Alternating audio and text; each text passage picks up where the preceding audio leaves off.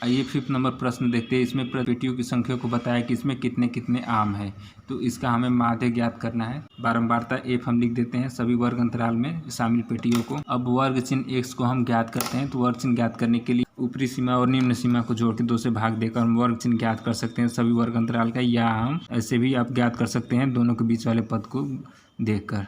तो 50 और 52 के बीच में 51 स्थित है, 53-55 के बीच में 54 स्थित है, 62-64 का वर्ग चिन्ह 63 होगा। अब डी ज्ञात करने के लिए आपको बताए थे वर्ग चिन्ह का बीच वाला पद कोई भी हम कल्पित माध्य मानते हैं और उसे ही सभी वर्ग चिन्ह में से घटा देते हैं, तो बीच वाला पद 57 या कल्पित माध्य माने हैं। अब डी ज्ञात करने के लिए सभी वर्ग चिन्ह में से ए को घटाते जाते हैं, तब हमें डी प्राप्त होगा। 51 में से 57 घटाएंगे तो -6। अब 57 में से 57 घटाएंगे तो 0, और 60 में से 57 घटाएंगे तो 3, और 63 में से 57 घटाएंगे तो 6। तो अब हम एक 5वां कॉलम बनाने के लिए, जिसे हम U से दर्शाते हैं, इसमें हमें देखना है कि D में कौन सबसे उभयनिष्ठ गुणनखंड प्राप्त हो रहा है जिसे सभी D के पद भाग लग सकते हैं। तो आप देख सकते हैं 6 3 6 3 है, तो ये 3 से सभी पद भाग लग सकते हैं। तो हम U ज्ञात करने के लिए D के प्रत्येक पदों में उसी उभयनिष्ठ गुणन से भाग देते हैं, इसलिए 3 को हम यहाँ H से दर्शाते हैं जिसे वर्गमाप भी कहते हैं।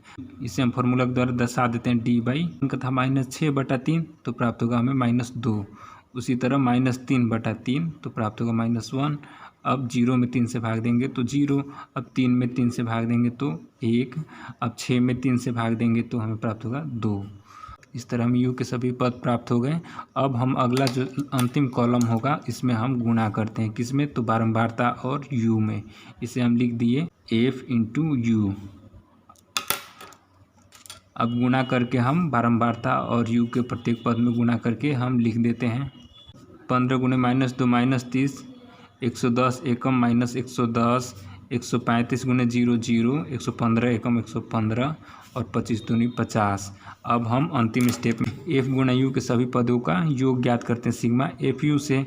उसी तरह बारंबारता को भी सिग्मा F से जोड़ते हैं। 115 50 जोड़कर और अंत में 110 130 जोड़कर घटाएंगे तो हमें प्राप्त होगा सिग्मा FU का मान 25 में सिग्मा F बराबर 400। तब इस स्थिति में माध्य का एक तीसरा फॉर्मूला हमें प्राप्त होता है A + H × sigma FU divide by sigma F। ये माध्य ज्ञात करने की तीसरी फॉर्मूला है, इसे पग विचलन विधि कहते हैं। ये भी मोस्ट इम्पोर्टेंट है, अधिकांश प्रश्न इस प्रश्नावली के आपको इसी विधि से हल करना है। आइए सभी का मान रख देते हैं हम। तो A को हम, तो यहाँ A कल्पित माध्य 57 हमने माना था, H हमने 3 लिया था, इंटू सिग्मा FU का मान हमें प्राप्त हुआ 25 डिवाइड बाई सिग्मा F का मान हमें 400 प्राप्त हुआ था। 3 में 16 से भाग देने पर हमें प्राप्त होगा 0.1875। तो हमको जोड़ने पर प्राप्त हो गया 57.19। दशमलव के 2 अंक तक के लिखते हैं और एक पद बढ़ा के लिख देते हैं। तो माध्य ज्ञात करने की इस विधि को हम कहते हैं पग विचलन विधि।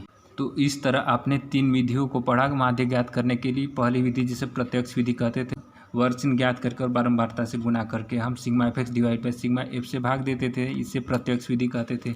दूसरी विधि में हम वर्ग चिन्ह के किसी एक पद को कल्पित माध्य मानकर हम D कॉलम ज्ञात करते थे। अब फिर हम बारंबारता से D में ज्ञात करके उनका योग ज्ञात करके हम A + FD divide by F से माध्य ज्ञात करते थे। ये कल्पित माध्य विधि होती है। और तीसरी और अंतिम माध्य ज्ञात करने की विधि जिसे हम पग विचलन विधि कहते हैं, इसमें हम एक और 5वां कॉलम तैयार करते हैं। वास्तव में ये सभी विधियाँ माध्य ज्ञात करने के लिए छोटे से छोटे रूप में बनाने के लिए ये सब विधियाँ बनाई गई हैं, इसे आपको याद रखना है।